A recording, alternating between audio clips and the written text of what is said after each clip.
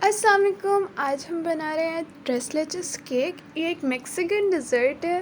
Trace लेचेस Spanish के दो लफ्ज़ हैं जिनको तीन दूध कहा जाता है, इसीलिए इसे इंग्लिश में कहते हैं थ्री मिल्क केक। इसके अंदर तीन तरह के दूध डलते हैं। ये बहुत आसान रेसिपी है और जल्दी बन जाती है।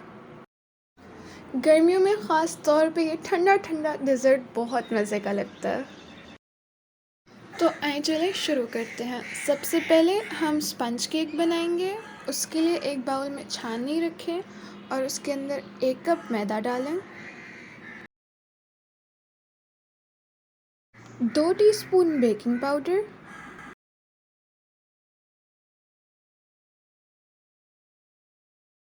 और हाफ़ टी स्पून नमक डाल के इसको छान लें।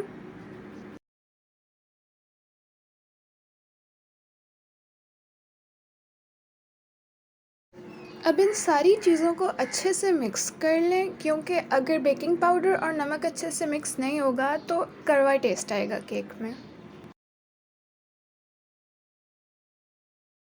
मिक्स करके इसे साइड पे रखते हैं। एक और बाउल में हम 5 अंडे लेंगे। अंडे रूम टेम्परेचर पे होने चाहिए। इनको एक और प्याली में निकालने के बाद बाउल में डालिएगा, क्योंकि आजकल गर्मियाँ हैं, अंडे ख़राब निकल सकते हैं। अंडों को तब तक बीट करेंगे जब तक ये साइज़ में डबल नहीं हो जाते। मैंने आपको रूम टेम्परेचर अंडे लेने का इसलिए कहा है क्योंकि वो 2-3 मिनट में हो जाएंगे। अगर आप ठंडे अंडे यूज़ करेंगे तो बहुत वक्त लगता है, इसलिए आप आधा घंटा पहले अंडों को बाहर निकाल के रख दीजिएगा केक बनाने से पहले। ये देखें, अंडों का रंग भी लाइट येलो हो गया है और वो साइज़ में भी डबल हो गए हैं। अब अंडों में हम डालेंगे 3/4 कप कास्टर शुगर। अगर आपके पास वो नहीं है तो फिर आप पाउडर्ड शुगर ले लें। 1 कप में से आप 2 टेबलस्पून बाहर निकाल लें तो 3/4 कप बन जाता है। आधा कप कुकिंग ऑयल डालेंगे और 2 tablespoon milk powder. Milk powder डालना ऑप्शनल है, अगर आपके पास नहीं है तो आप स्किप कर दें। 1 टेबलस्पून वनीला एसेंस। बस अब इन सारों को अच्छे से बीट कर लेंगे। आपका स्पंज केक तभी फूलेगा जब आपकी चीनी अच्छे से हल हो जाएगी, इसीलिए मैंने बारीक चीनी का इस्तेमाल करने का कहा है, पर अगर आपके पास वो नहीं हो तो पिसी हुई चीनी ले लें। जब ये सारी चीज़ें अच्छे से हल हो जाएं तो मैदे वाला सारा मिक्स हम इसके अंदर डाल देंगे। इसको भी अंदर मिक्स कर लें।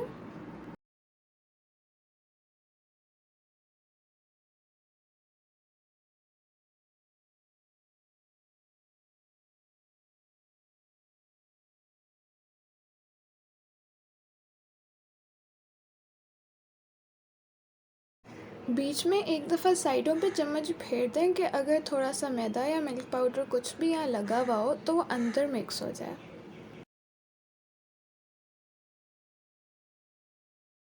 अब आप अपने केक पैन को तेल लगा दें। आप किसी भी शेप का केक पैन यूज़ कर सकते हैं, सर्कल, स्क्वायर। मैंने सोचा कि रेक्टेंगल में बना लेते हैं। अब इसके अंदर हम केक बैटर डाल देंगे।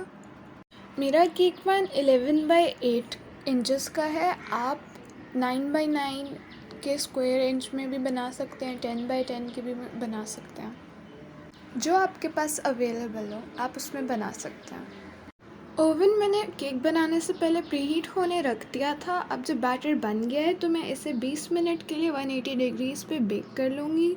हर ओवन के लिए डिफरेंट सेटिंग्स होती हैं, थोड़ा आगे पीछे हो जाता है, तो आप 5-5 मिनट बाद चेक कर लीजिएगा अगर वो ना बने 20 मिनट में।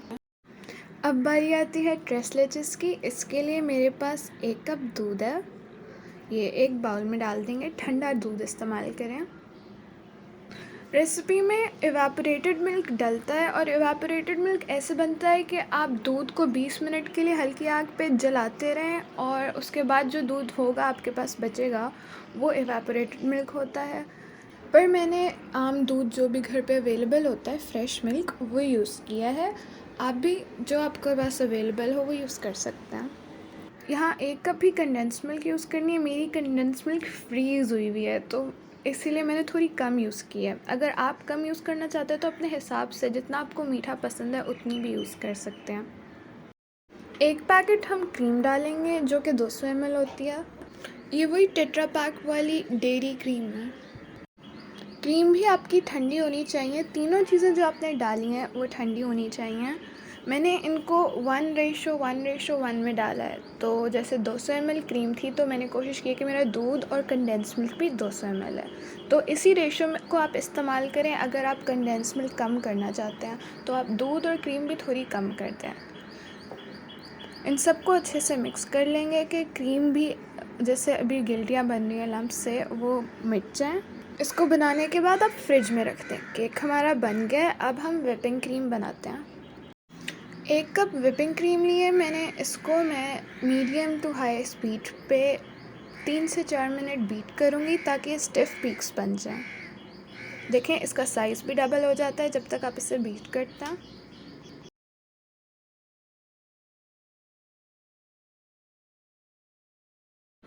क्रीम बन गई है। इसकी निशानी ये है कि देखिए मैंने अभी बीटर को खड़ा रखा हुआ है और क्रीम नीचे नहीं गिर रही।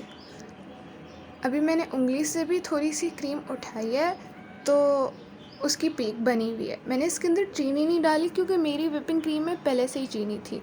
इतनी स्टिफ पीक्स हो कि आप इससे उल्टा भी करोगे तो एक्चुअली नहीं गिरेगी। अब आप अपने केक को जब वो ठंडा हो जाए उसके अंदर फोक से यूँ होल्स बना दें। अगर आपकी व्हिपिंग क्रीम में चीनी पहले से डली हुई ना हो तो आप उसके अंदर 2 से 3 टेबलस्पून आइसिंग शुगर डाल दें। और अगर आपके पास वो अवेलेबल ना हो तो पिसी हुई चीनी को 2 से 3 बार छान लें और सिर्फ जो बिल्कुल बारीक सी नीचे गिरे ना उनको इस्तेमाल करें।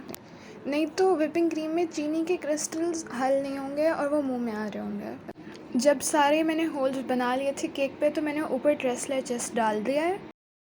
ये जो अभी बबल्स बन रहे हैं ये इसकी निशानी है कि दूध अंदर जा रहा है।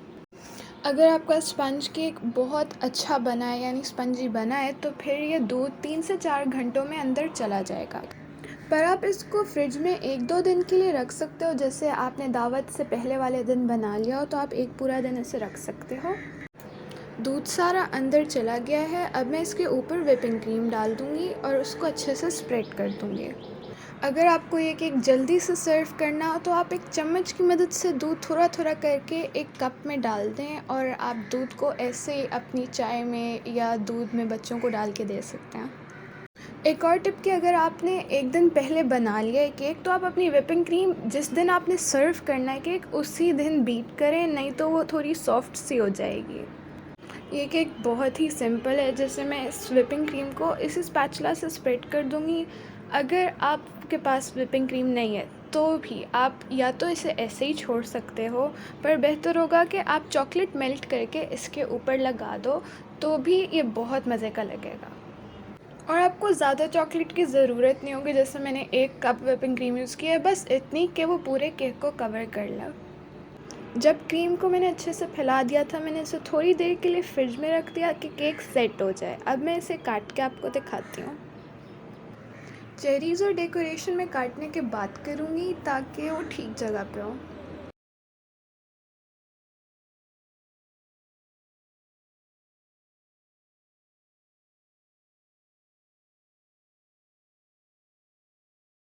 छुरी को जो क्रीम लगी होगी उसको साफ़ करने के बाद फिर से फेरिएगा ताकि केक के ऊपर की क्रीम ख़राब ना हो। रेक्टेंगल ट्रे में बनाने का मुझे एक ये फ़ायदा हुआ कि ज़्यादा पीसेस बन गए।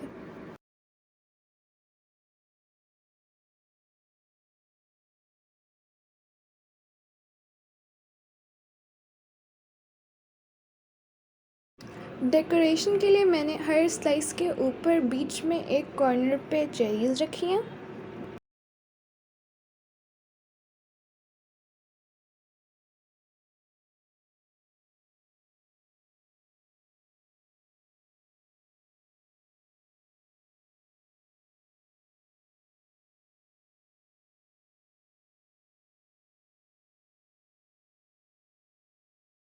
अब क्योंकि ये चेरीज़ फ्रेश नहीं थी मैं पुदीने के पत्ते इनके पास रख रही हूँ ताकि वो प्यारा लगे।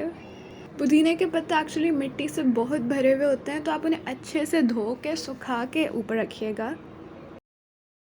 अब फाइनली हमारा टेस्टलेस केक तैयार है।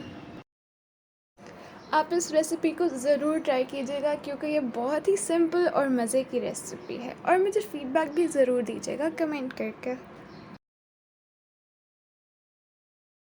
चलें अब मैं आपको निकाल के दिखाती हूँ।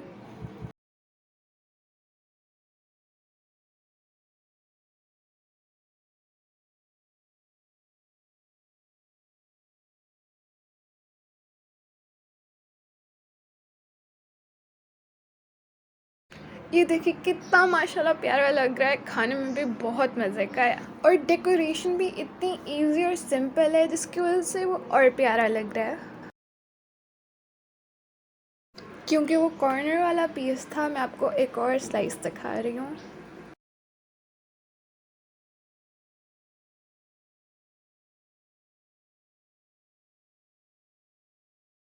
देखिए केक हमारा अच्छे से फूला है, क्रीम की भी फ्रॉस्टिंग जो हमने लगाई है वो थिक है, तो इसलिए बहुत मज़े का है, और मिल्क भी अंदर अच्छे से गया हुआ है।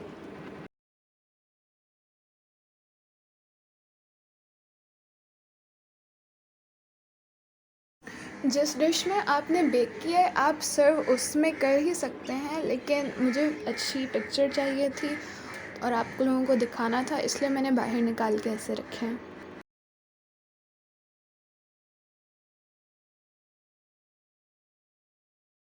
अगर आपको ये रेसिपी पसंद आई है तो इसे ज़रूर लाइक करें, मेरे चैनल को सब्सक्राइब करें ताकि आप ऐसी और वीडियोस देख सकें, और मुझे कमेंट करके बताएं कि आपको ये रेसिपी कैसी लगी।